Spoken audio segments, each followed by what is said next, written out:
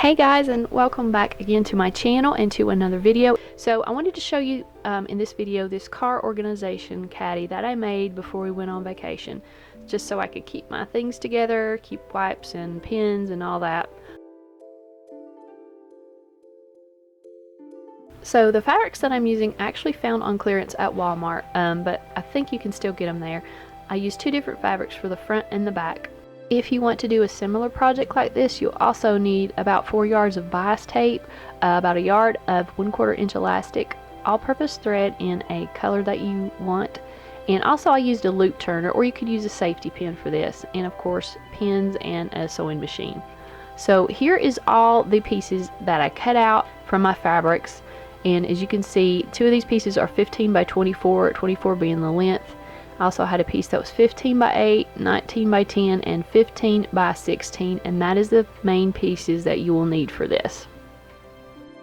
So I did not have any bias tape on hand at home when I started this project, so I just quickly made myself some, and the way you do that is to fold fabric on a 45-degree angle and then just cut your strips along that angle. I cut 2-inch strips for my bias tape, and then I just cut along that angle. And I will show you what I do with these strips in just a minute.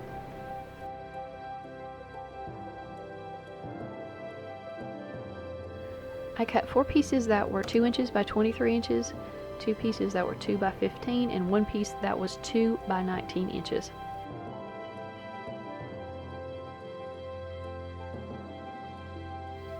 So what I'm doing here is just folding in the edges in towards the center, and then I'm ironing as I go, and then I just fold that piece in half.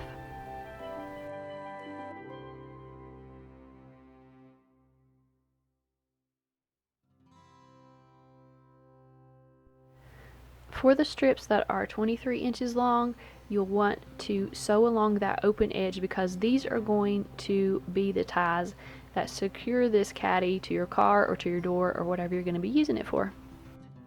So the 3 smaller pieces that you have cut, those are going to be the pockets in this caddy, and you'll just want to iron those and fold them in half lengthwise.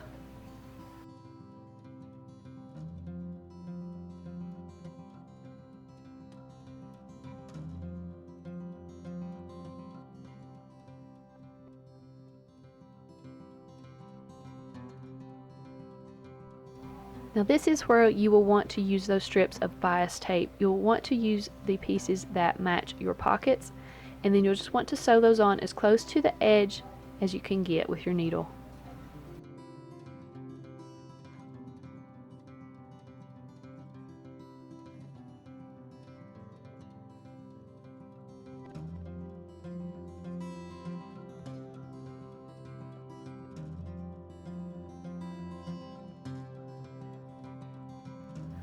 Okay, I am doing this for the bottom pocket and the top pocket, and on the middle pocket, since it's a little bit longer, it was a 19-inch long pocket.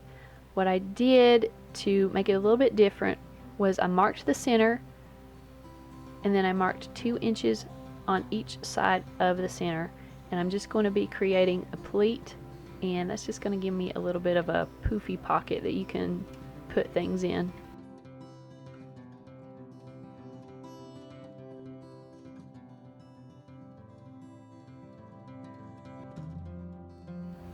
Once you have that done, you can go ahead and attach your strip of bias tape the same as you did the others. Now this is a tool that I call a loop turner. You can also use a safety pin, but I am pushing this loop turner through the hole, and I'm going to grab that piece of 1/4 inch elastic, and I'm just going to pull it through. And if you don't have a loop turner, you can attach your elastic to your safety pin and push it through the hole until it comes out the other side.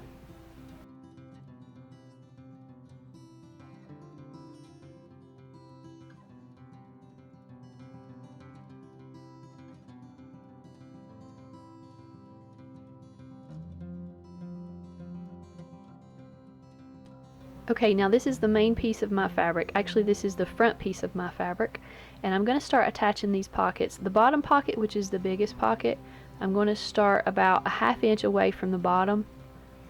In the middle pocket, make sure you keep that pleat in place, and I'm putting it 2 inches up away from the top of my bottom pocket, and I'm just pinning everything in place. And this is what it should start to look like. Now I'm going to attach the top pocket, again 2 inches away from my middle pocket, and I'm just going to pin it.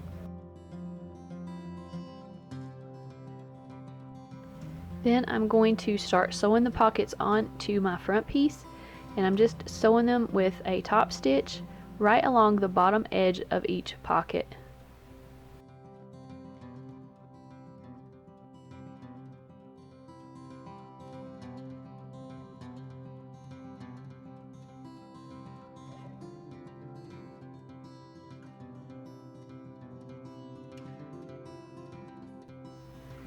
Then I'm going to start making the individual pockets.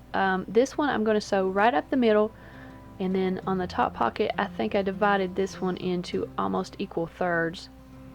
So I'm just sewing the bottom pocket right up the middle, so this is going to leave a left pocket and a right pocket.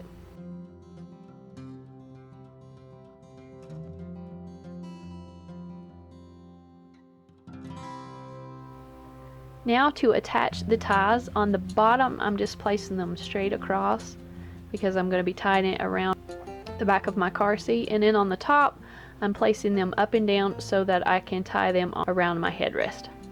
And you'll want to make sure that all these are kind of put on the inside of this piece so they don't get sewn incorrectly. And then this is my back piece, the black piece. I'm just pinning it right sides together, and after I pin it I'm just going to be sewing 1/2 inch along each side. You'll also want to make sure you leave about a 5 or 6 inch opening at the top so that you can turn this out when you're finished.